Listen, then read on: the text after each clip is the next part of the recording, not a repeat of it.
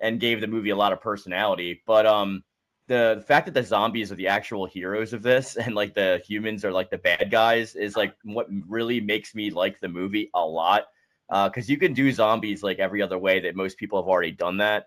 But whether or not like this movie ran so others walked before it or whatever, I really like the way this one was implemented, writing wise and directing wise. So, Well, what I liked was I remember John's original pitch, and I had been wanting to make a living dead or a zombie or a reanimated corpse be the hero of a movie, be the main character. And in Bride of Reanimator, I didn't bring the bride back until about the last 10 minutes out of lack of confidence.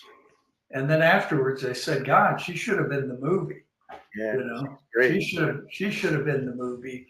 You know what, Brian? After watching all your stuff, you were really making like a Justice League before like all that stuff was on. Like if you had an original Dark Universe with they're basically comic book movies at the end of the day, and like certainly Bride is, and of course I think Return to the Living Dead 3 is because and Faust coming like, you team all these guys up, man. Of Dan's comic book movie.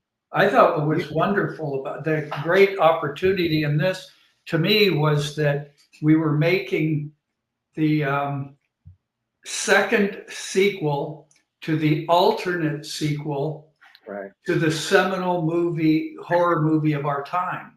Right.